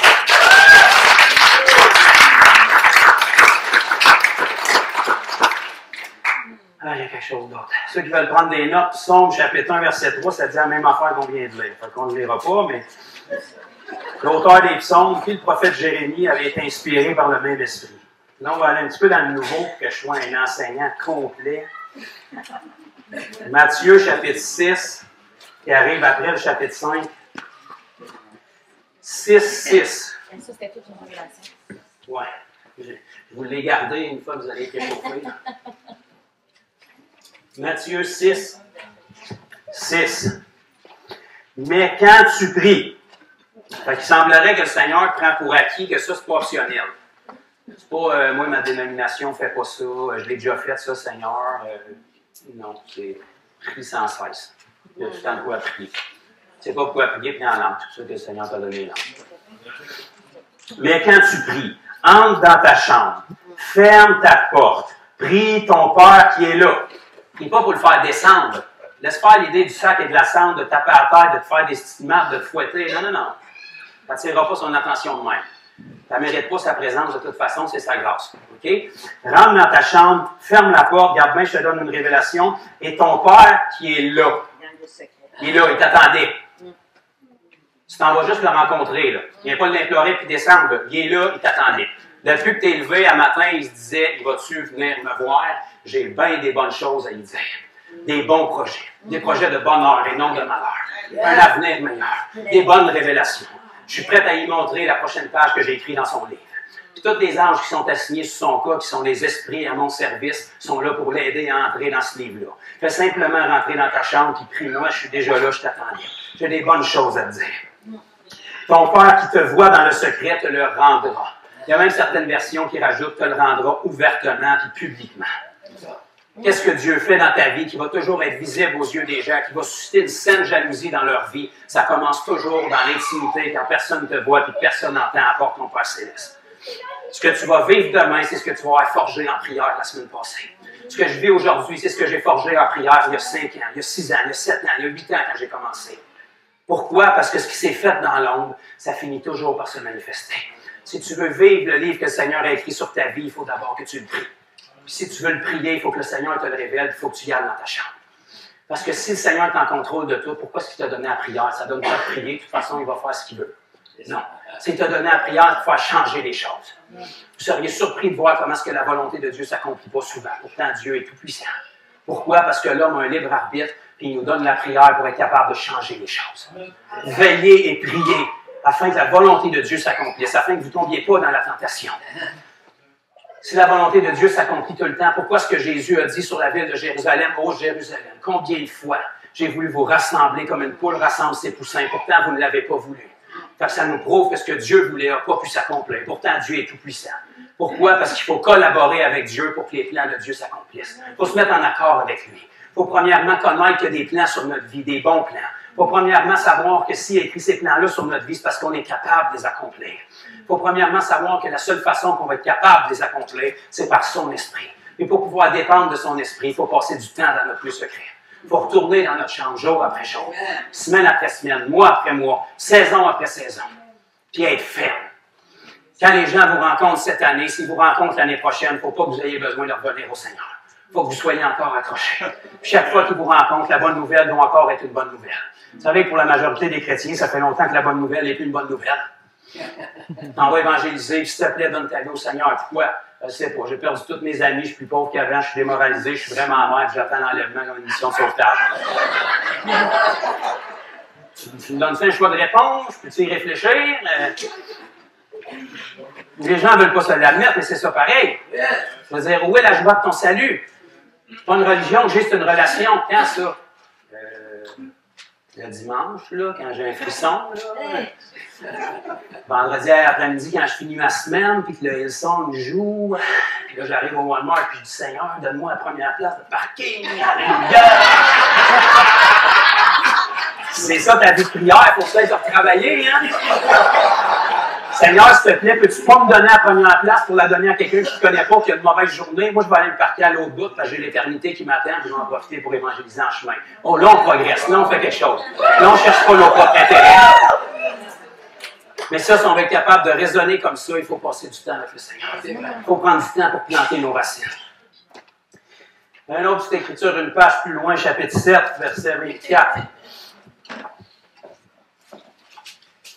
C'est une autre belle parabole que Jésus a donnée ici. C'est tellement puissant, les paraboles. On prend le temps de s'y attarder. Le Dieu a tellement simplifié la chose à travers les paraboles que Jésus donnait. Ça, c'est la fameuse parabole sur les maisons, les fondations.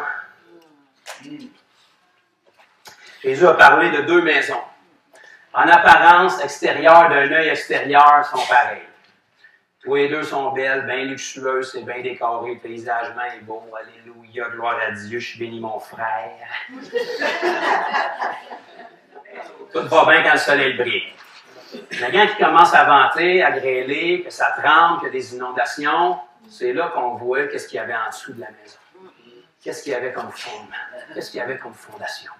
Tu sais, quand tu t'achètes une maison, tu t'achètes un terrain, là, le terrain, il ne vient pas avec une fondation dedans. Il faut que tu affasses ta fondation, puis tu viens poser ta maison dessus.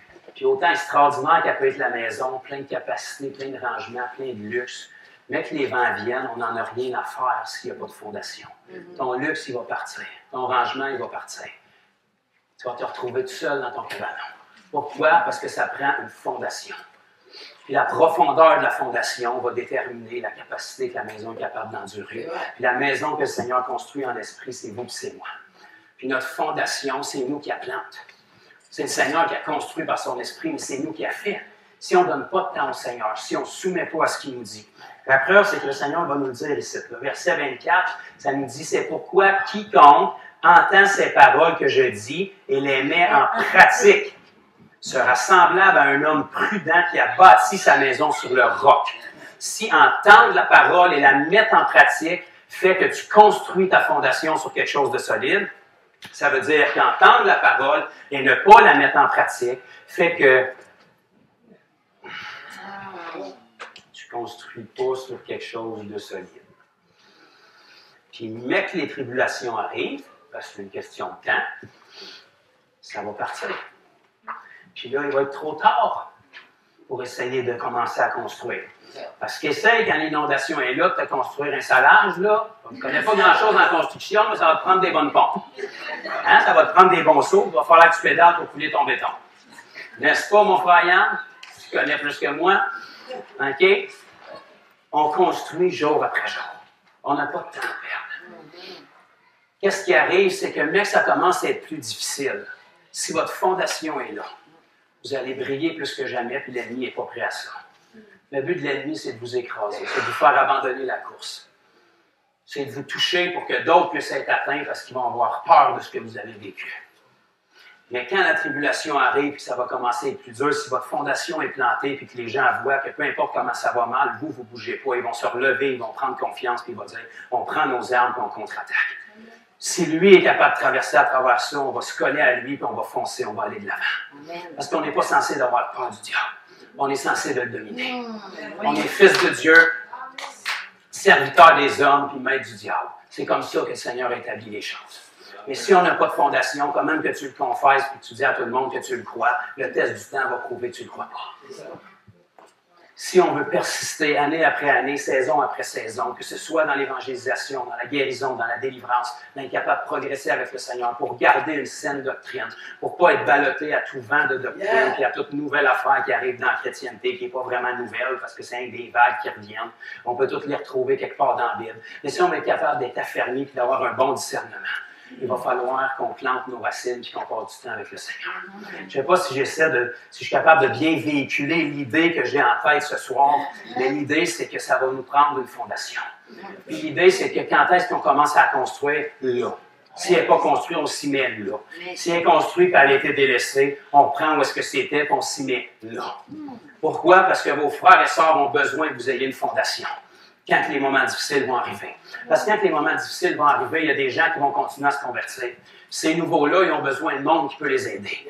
Ils n'ont pas besoin de partir à dérive avec vous autres parce que ça fait 10 ans que vous êtes chrétiens et que vous êtes en train de faire un naufrage. Vous n'êtes pas supposé d'avoir un nouveau converti qui vous ramène au Seigneur. Ça devrait être le contraire. Ça devrait être nous qui étions fermés. Mais ça se construit avec du temps. Si on veut être capable de transporter cette vie-là de disciples-là et d'évangélisation, ça veut dire qu'il va falloir qu'on passe du temps dans l'intimité avec Dieu. C'est là que vous allez développer votre façon d'entendre Dieu.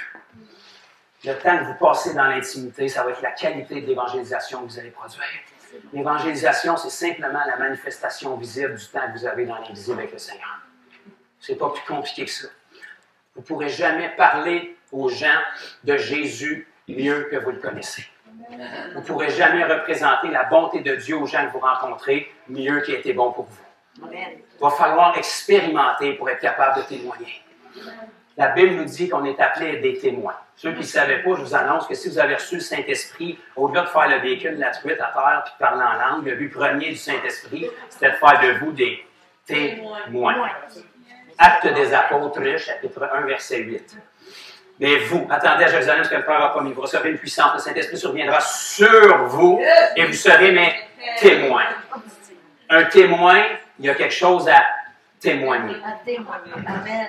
Fait que si ton témoignage, c'est en 1976, un dimanche soir, dans une petite église, j'ai levé la main, j'ai répété une prière, j'ai rempli une carte de membre, Alléluia, Kumbaya, je suis un enfant de Dieu, puis ça s'arrête là, ça se peut qu'il n'y ait pas une grosse grâce pour convaincre les cœurs.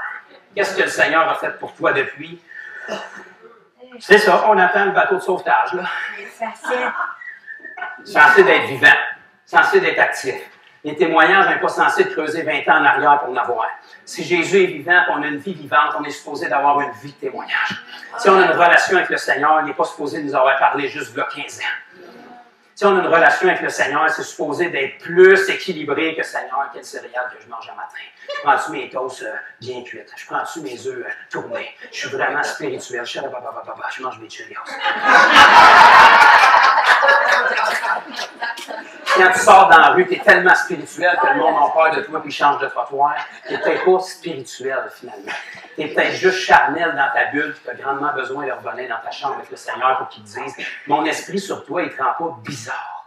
Il te rend attirant. » Le Jésus que tu manifestes, si tu le manifestes bien, ça devrait être une agréable odeur qui répand la connaissance de Christ. Les gens ne devraient pas trouver que tu pues le religieux, le sec, le grenier d'église. Ils devraient trouver que tu es vraiment heureux, qu'ils ne comprennent pas pourquoi, puis tu crois d'un personnage historique qui est vraiment bizarre, puis la Bible, ça a été écrit par des hommes, puis c'est plein d'erreurs, puis ça a été traduit plein de fois, mais je ne sais pas quoi, tu as de quoi de différent. Quelle branche que tu es, toi, de chrétien, parce que je ne suis pas habitué d'en voir des de même. Merci, je suis un chrétien de la Bible. Un chrétien comme Christ.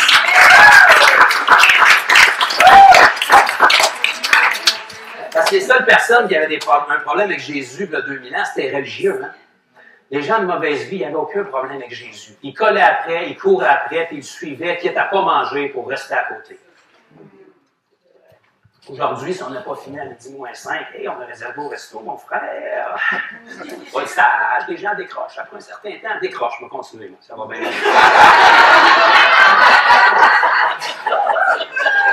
Paul leur parla encore longtemps. L'Éticus s'est endormi. On a fait ça au premier palier à soir. Si à quoi vous vous endormez, vous allez tomber en bas de votre chaise, le monde va penser que vous êtes spirituel, vous êtes tombé dans l'onction. OK? Quand on s'endort, ça amène toujours une chute. OK? Petit parallèle avec Éticus, là. Le Seigneur, dans sa grâce, nous l'a ramené, mais on reste accroché. Si vous vous endormez sur la parole, endormez-vous sur la parole, c'est la meilleure chose, vous pouvez vous endormir dessus. Ça, vous savez combien de fois je me réveille à 2-3 heures du matin avec mes lettres d'ordinateur étampées d'en face parce que je suis tombé dessus en essayant de prier, en essayant de chercher le Seigneur. J'ai peut-être manqué mon coup, mais au moins j'étais là. Puis je me réveille, puis je me secoue. Puis vous savez combien de fois, il y a 5 ans, 6 ans, 7 ans, est-ce que je priais aux petites heures du matin en me tenant après un mur pour pas tomber parce que j'étais trop fatigué? À quel point est-ce qu'on veut que le Seigneur nous touche? À quel point est-ce que les gens du monde ont besoin qu'on soit transformés? Ça se passera pas sur notre steak. Dieu, son message, puis le salut de Christ, c'est la grâce. Mais pour y accéder, il va falloir qu'on y mette des efforts pour écraser notre chair. Jésus a dit, l'esprit est bien disposé, mais la chair est faible. C'est là que l'Église tente. Alléluia!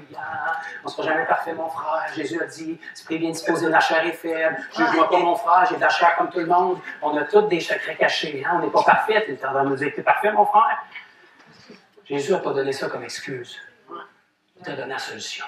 L'esprit est bien disposé, la chair est faible. Veillez et priez afin de ne pas être charnel. Sers-toi pas de ça comme excuse. Botte-toi le derrière, puis le monde, la dernière affaire qu'il a besoin, c'est de toi dans ta chair. Même toi, tu n'as pas besoin de toi dans ta chair. Tu es terrible, puis je suis pire que toi. On a besoin de Jésus. On a besoin de Jésus. On a besoin de Jésus.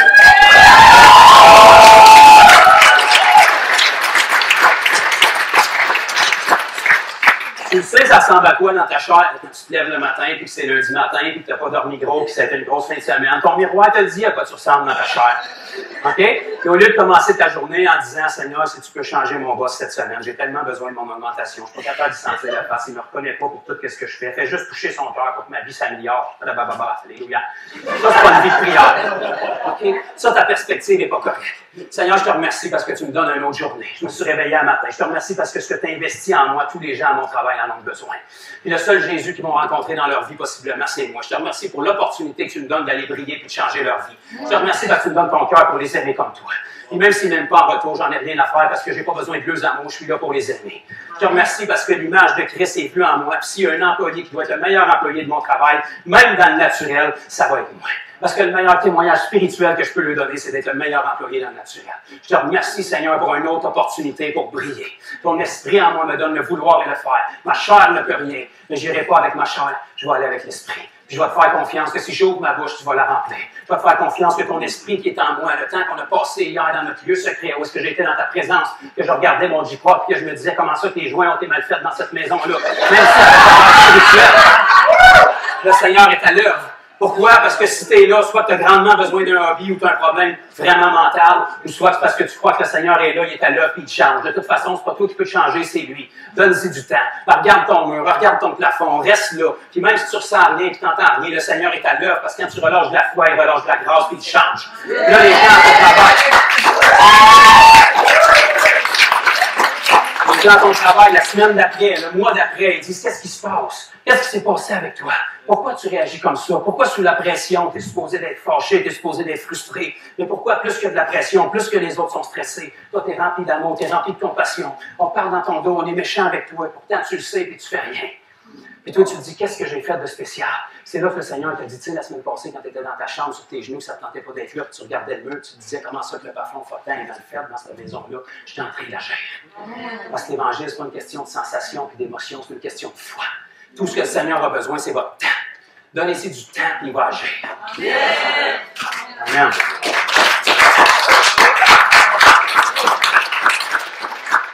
Dernière écriture avant qu'on aille dans le Pow. Hébreux.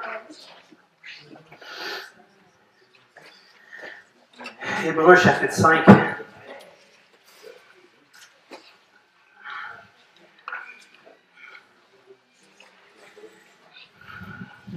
Hébreux chapitre 5, verset 12.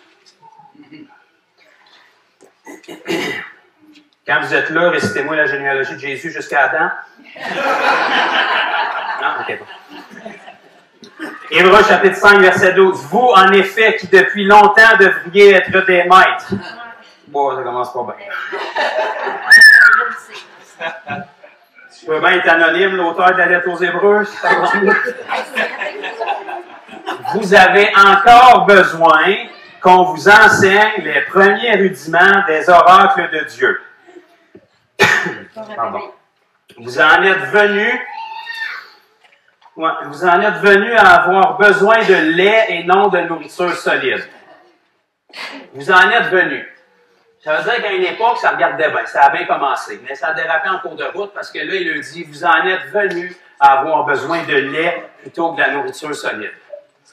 Je vais dire une affaire, ma petite, qui va avoir bientôt 1 an, c'est bien parfait qu'elle boive du lait. Puis qu'on la prenne dans nos bras, puis qu'elle se pisse dessus. Mais à 30 ans, si je l'ai dans mes bras, qu'elle se pisse dessus, puis qu'elle est encore à téter, c'est un signal alarmant. Il y a un problème. C'est plus cute. C'est le temps de se dire...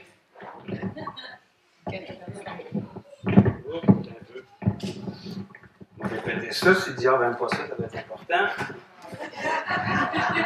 Alléluia. J'allais dire, c'est le temps de se dire, il y a sûrement un handicap qui est là où il y a eu une lacune quelque part. OK? Il y a un temps pour être bébé, il y a un temps pour commencer au lait, mais à un moment donné, il faut passer à autre chose. OK? Parce que le lait, ça te donne juste un minimum d'énergie. À un moment donné, si tu veux être capable de soulever des charges plus grandes, d'avoir plus d'endurance, puis de ne pas être obligé de faire 2 siestes par jour avec ta doudou, ça va te prendre de la viande. Il va falloir que tu progresses. OK? On enlève le pouce dans la bouche parce que sur le terrain de bataille, avec ta doudou, ton biberon, pas de soulier d'un pied, ça va être dur de combattre. Le Seigneur te dit que tu es censé avoir un bouclier, une armure, une ceinture, un casque, des souliers, ça va fesser. OK? Or, quiconque en est au lait n'a pas l'expérience de la parole de justice, car il est un enfant.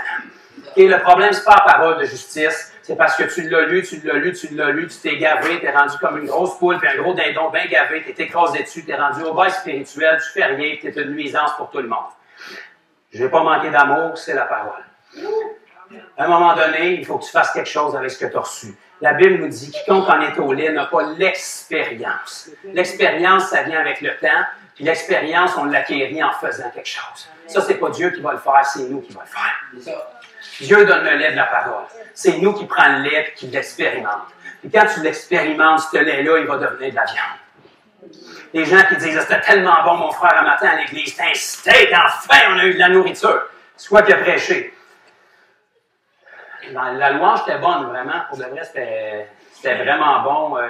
Je ne l'ai pas dans la tête, là, mais c'est pas certain que c'était de la viande, dans le fond.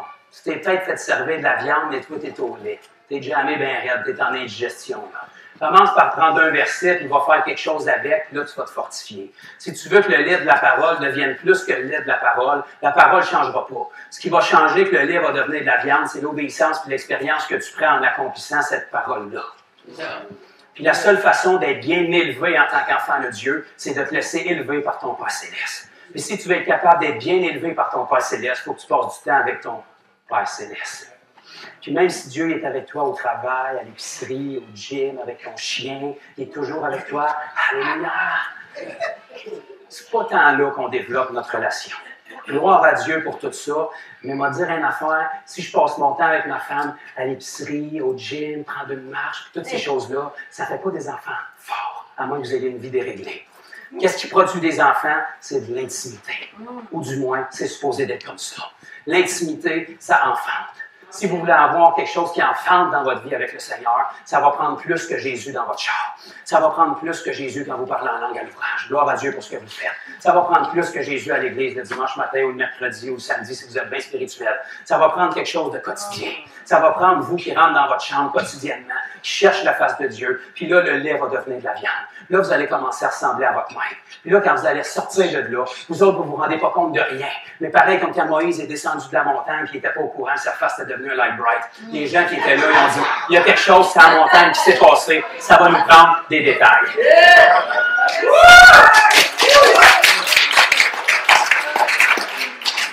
Moïse a dû pogner 2 minutes et se dire, veux-tu bien me dire pourquoi tu me regardes tout de même? Parce que quand tu es dans la présence de Dieu, tu ne te rends pas compte de ce qui se passe parce que c'est ton atmosphère. Mais quand tu sors et que tu t'en vas dans le monde où est-ce qu'il y a des ténèbres, là, il y a une démarcation qui se fait. Il y a une lumière, quand il fait clair en plein jour, ça ne sert pas à grand-chose. Mais là où la lumière commence à être vue et commence à être utile, c'est quand il y a des ténèbres. Fait qu'au lieu de regarder les ténèbres qui parcourent la terre et de dire, on s'en sortira pas, Seigneur, c'est le temps de te réjouir et de dire, c'est le meilleur temps pour que je brille. Si les ténèbres sont là, le Seigneur avait prévu le coup depuis le début. Puis il faut que les ténèbres soient profondes pour que la lumière de Christ puisse briller. Amen!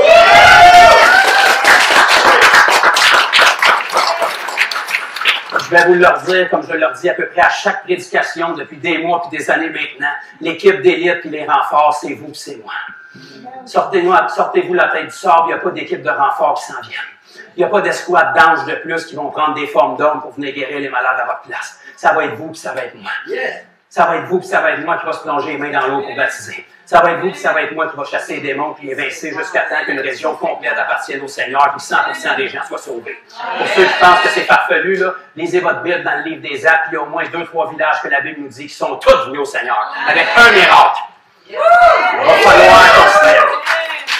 Il va falloir qu'on dise, Seigneur, j'aurais pas misé tous mes jetons sur moi, mais puisque tu m'as choisi pour être la génération de la fin, probablement que tu vois quelque chose en moi que je vois pas. Fait comme la chair ne sert de rien, puis que j'ai jamais eu raison de toute façon, je vais me mettre en accord avec toi, je vais te faire confiance, puis je vais aller avec la force que j'ai. Puis mec, tu viennes vers moi, puis que tu m'appelles vaillant héros comme Gédéon, au lieu de dire, mais moi, je suis le plus petit, de la plus petite famille, du plus petit village. Je vais dire, merci Seigneur, que tu vois des choses en moi que je vois pas encore. J'ai tellement besoin de passer du temps avec toi pour que tu me donnes ta perspective. La Bible nous dit que l'œil est la lampe du corps, si ton œil est inondé de lumière, tout ton corps va être inondé de lumière. Le problème, c'est pas les ténèbres qui est autour, c'est ta perception qui est pas bonne. Jésus a vu Satan arriver, puis il a dit, Satan, le prince du monde, arrive, mais il n'y a rien en moi. Il n'a pas commencé à trembler, il s'est pas mis en jeûne, il n'a pas appelé les 12 églises qui commencent à prier pour lui. Il n'y a rien en moi. Le diable, il y a une accroche sur la vie des gens, seulement sur le péché dans leur chair. Et si tu te sanctifies et tu es caché en Christ, ça va couler comme de l'eau sur le dos de ta femme. Amen? Amen.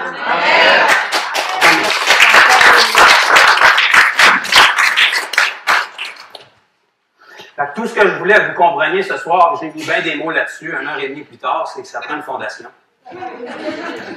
Est-ce qu'on a compris ça un petit peu? Oui! Qui fournit les matériaux de la fondation? C'est Dieu. Qui va faire la fondation? C'est Dieu. Qui fournit les matériaux? Jésus. Qui va faire la fondation? Jésus. OK.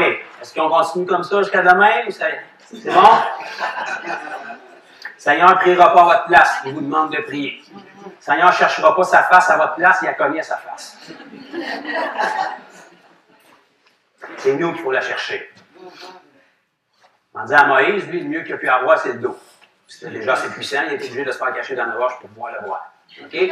Nous, la Bible nous dit qu'on a un accès illimité au trône de la grâce. On peut se présenter le visage découvert, les voiles déchirées, bonne nouvelle, tadam, Jésus était à la porte pour retourner vers le Père, on y a accès. Un accès illimité à ça. Ça, que tu sois d'accord ou pas, que ton Église soit d'accord ou pas, que ta dénomination soit d'accord ou pas, que les 8 générations avant toi aient été d'accord ou pas, que tes émotions soient d'accord ou pas, la parole de Dieu te dit ça. Quand tu pries, rentre dans ta chambre, ferme la porte. Dieu t'attend, laisse-les agir, puis sers le Seigneur du mieux de tes capacités. Tout simplement. C'est lui qui va faire le travail. Tout ce qu'il a besoin, c'est de ton temps. Amen. Amen. Amen.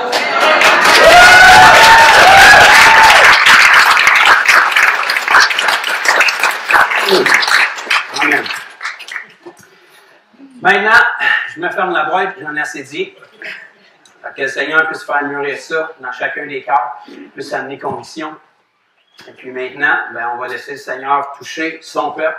Si vous ne faites pas partie de son peuple encore, il veut vous toucher pareil, parce que vous avez l'opportunité d'être son peuple en devenir. Vous êtes à une décision près de dire oui à Jésus. C'est pas plus compliqué que ça. Fait que tous ceux qui ont des besoins, on va mettre de la louange pour venir apaiser tous les cœurs qui ont été offensés par mes propos. Là. Mais tous ceux qui ont des besoins, que ce soit physique, que ce soit émotionnel, que ce soit je ne sais plus quelle aile, que votre chien ait un nom incarné, ça ne me dérange pas. Le Seigneur veut vous toucher. Si tu as des besoins, on veut, toute l'équipe, prier pour toi. Si tu n'as pas de besoin, le Seigneur va t'en trouver, avance pareil. Il y a peut-être que ça ait une petite touche pour décrocher un peu. Tu sais, une touche du Seigneur, là, ce que ça fait, là, c'est qu'il n'y a absolument rien qui va changer dans tes circonstances. Mais toi, tu vas te relever différent. Ta vie peut encore être le même enfer autour. Toutes les circonstances peuvent être contre toi. Mais ta perspective va être différente. Parce que si Dieu est avec toi, ça va bien aller. Tu sais, pas le gouvernement qui a inventé ça, cette histoire-là. Ça va bien aller. Depuis 2000 ans, Jésus est ressuscité. Ça ne me dérange pas quel tour que le diable a dans son sac, ça va bien aller pareil. Parce que peu importe ce qu'il y a à vous balancer en pleine face, le but, c'est de vous ralentir et de vous faire abandonner. Mais qu'est-ce qui arrive si vous continuez à foncer dans le tas et que vous ne abandonnez pas? Il n'y a pas de plan B, il n'y a pas de plan C pour des croyants comme ça. Il va falloir qu'ils s'en aillent taper sur un autre parce que vous, il passe son temps avec vous. Restons accrochés, faisons confiance au Seigneur, consacrons-nous. Vous allez être surpris de voir ce que le Seigneur peut faire avec vous. Toi, à soir, qui ne dis pas moi, toutes les autres, j'ai tout été à part toute ma vie, j'ai été rejeté, j'ai ci, j'ai ça. Ça ne marche pas, ces excuses-là. Laisse faire ça, le Seigneur t'a choisi, il est ton corps. S'il est allé vers toi, il t'a pris dans son équipe, il voit quelque chose en toi qu'il a besoin. Le Seigneur veut se servir de toi, de toi, de toi, de toi. Il a placé quelque chose d'unique en toi que les autres gens dans le monde ont besoin. Tous ceux qui ont des besoins ce soir, toute l'équipe de prière, tous ceux qui sont impliqués avec Olivier Joliane, mon frère Denis, ma soeur Annie, si vous voulez prier, on va tous être disponibles pour prier pour vous. Puis même que ça soit plein en avant, on ira d'un vent, puis on va prier, puis on va regarder ce que le Seigneur va faire. Puis après ça, si on ne prend pas le contrôle, puis les anges n'apparaissent pas, puis la nuée de feu n'apparaît pas, on va passer une bonne nuit. Puis ceux qui vont revenir demain, amusez-vous demain, puis nous on va se revoir samedi, ceux qui vont être là samedi. Soyez tous bénis, ceux qui veulent de la prière, on avance. La moisson